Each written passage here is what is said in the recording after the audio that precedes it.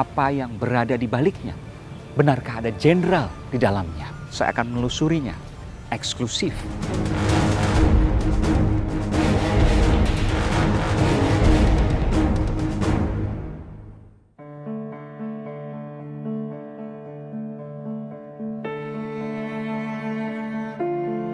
Dia pernah bilang kalau ini sudah berjalan lama, sudah berbulan-bulan. Hampir 3 bulan. Maksudnya dia itu sudah merasa diawasin, report dari tetangga itu 1 bulan lebih ya. Jadi kalau sekedar orang yang tidak punya pengaruh yang besar mungkin tidak. Mas Novel mengatakan kalau ada orang yang punya pengaruh yang besar, ada kecurigaan di situ. Iya. Saudara, perempatan ini menjadi penting karena beberapa saat sebelum penyerangan itu dilakukan, seorang warga yang merupakan saksi kunci melihat ada 1 orang yang jelas dari sisi wajahnya ada di sekitar perempatan ini.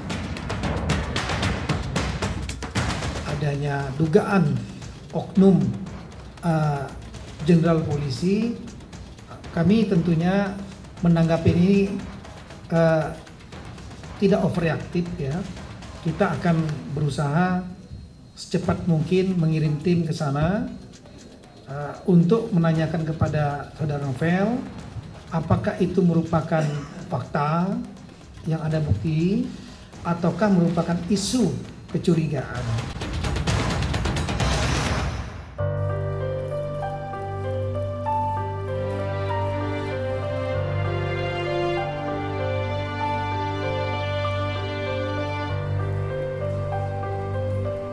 Mas Novel pernah cerita bahwa ada kekuatan besar yang membackup peristiwa ini? Iya. Dari mana Mas Novel tahu? Hampir 3 bulan, penyiraman cairan membahayakan pada Novel Baswedan, penyidik utama Komisi Pemberantasan Korupsi yang sampai saat ini masih dalam perawatan. Mata kirinya nyaris kehilangan penglihatan, buta.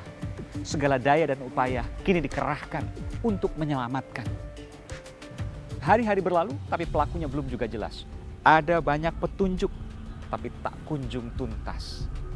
Apa yang berada di baliknya? Benarkah ada jenderal di dalamnya? Saudara, saya Aiman Wicaksono, saya akan menelusurinya eksklusif dalam misteri penyiram Novel.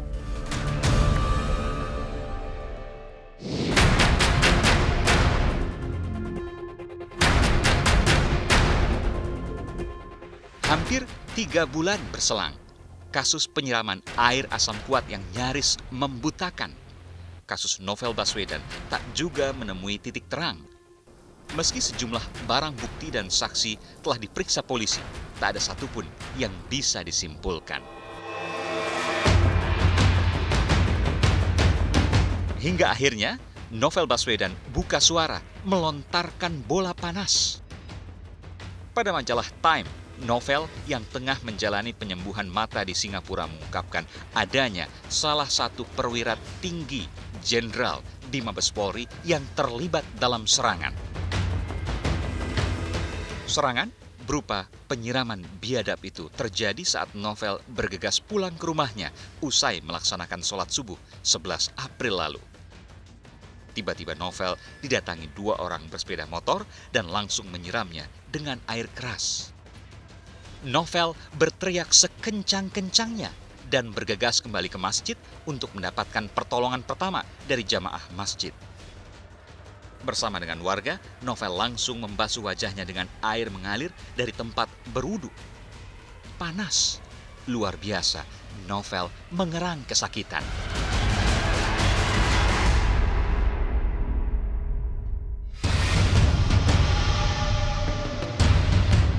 Beberapa hari pasca kejadian sempat mencuat adanya harapan. Seolah mendapat titik terang, Polda Metro Jaya berhasil menangkap 1 pria asal Maluku, Ahmad Lestaluhu. Foto Ahmad sempat diberikan pada polisi dari tetangga Novel. Pria yang berprofesi sebagai petugas keamanan ini diduga sebagai orang yang terkait dengan penyerangan. Namun belakangan, Ahmad dilepas. Polisi tidak menemukan bukti. Tak berhenti di sini, polisi juga menangkap 2 orang lainnya yang diduga terkait penyerangan. adalah Hasan Hunusalela yang berprofesi sebagai penagih kredit utang, kendaraan bermotor atau mata elang. Namun belakangan, polisi kembali membebaskannya. Tak juga cukup bukti untuk menjerat Hasan. Sebab saat kejadian, Hasan berada di Malang, Jawa Timur yang dibuktikan dengan tiket perjalanan kereta api. Orang ketiga yang diperiksa polisi adalah Muklis Ohorela yang juga berasal dari Maluku. Seperti Hasan, Muklis juga berprofesi sebagai debt collector alias penagih kredit utang. Namun lagi-lagi ia dilepas karena polisi mendapat fakta saat kejadian ia berada di Tambun, Bekasi, Jawa Barat. Ketiga orang ini sempat ditengarai sebagai orang yang mengawasi novel di lingkungan rumahnya sebelum dan saat kejadian penyiraman.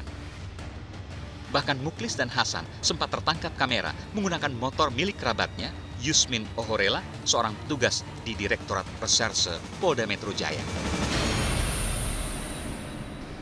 Pada saat awal penyidikan, kita mendapatkan 2 orang yang diduga sebagai pelaku.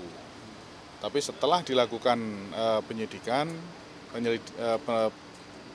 pemeriksaan, ternyata yang bersangkutan bisa meyakinkan penyidik alibinya dia tidak ada di tempat atau tidak ada di tempat kejadian perkara pada saat kejadian. Satu ada di Malang, satu ada di Bekasi. Nah, sudah beberapa saksi diminta keterangan juga, maka penyidik berupaya untuk minta keterangan kepada korban. Makanya minggu yang lalu ada tim berangkat ke Singapura. Di rumah sakit mendapatkan sebuah foto dari korban. Foto itu dari korban. Foto ini kemudian dikembangkan, dilakukanlah upaya paksa penangkapan di Jakarta. Setelah diadakan penelitian, pemeriksaan, alibi-alibi, ternyata memang tidak mengarah kepada yang bersangkutan sebagai pelaku. Sejumlah kasus besar ditangani Novel Baswedan sebagai penyidik senior di KPK. Mulai dari kasus suap cek pelawat Deputi Gubernur BI di tahun 2011, kasus Wisma Atlet Hambalang, simulator SIM Korlantas Polri tahun 2012 yang sempat memunculkan kegaduhan KPK Polri hingga mencuatkan isu kriminalisasi terhadap pimpinan KPK termasuk penyidik Novel Baswedan. Hingga kasus korupsi raksasa KTP elektronik yang masih hangat diusut saat ini dan merugikan negara triliunan rupiah. Kapolri pun menyatakan akan mengecek sungguh-sungguh terkait pernyataan Novel Baswedan. Tapi kepolisian membuka diri kepada teman-teman KPK, apalagi kalau sudah ada saudara Novel menyampaikan ada kecurigaan dari oknum kepolisian. Nah, ini kan tentunya bagi kepolisian tidak nyaman dan kita juga tidak ingin agar ada kecurigaan hal-hal negatif seperti itu. Oleh karena itu alangkah lebih baiknya kalau seandainya kita lebih terbuka dengan cara tim dari KPK bisa menempel. Jadi misalnya mengecek alibi orang-orang yang diduga dicurigai dia ada di dekat rumah Novel. Cek alibinya pada waktu kejadian ada di mana. Dikeler istilahnya bahasa lapangannya, dikeler bersama-sama tim KPK. Ini tawaran kita.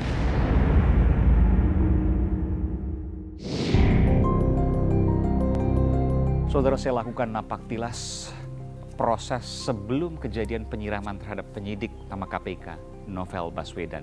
Dan di tempat saya berdiri inilah pertama kali terjadi yang diketahui oleh warga, pengintaian terhadap Novel Baswedan. Dilakukan sebulan persis sebelum penyerangan dan berada persis di depan rumah Novel Baswedan.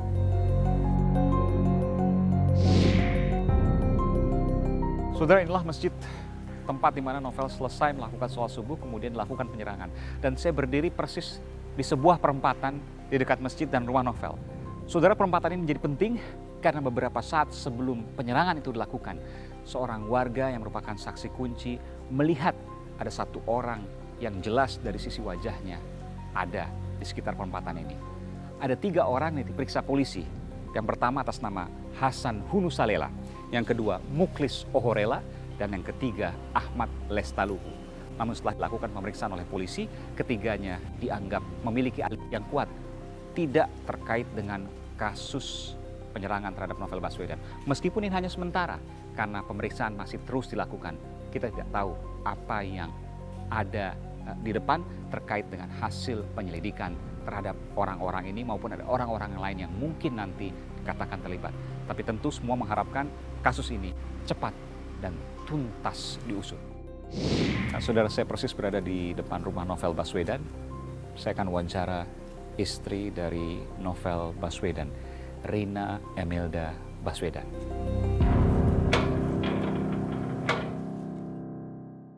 Kapan kejadiannya? Itu 1 minggu sebelum kejadian. 1 minggu sebelum 11 April? Iya. 1 minggu sebelum kejadian? Iya. 1 orang, 2 orang? 1 orang.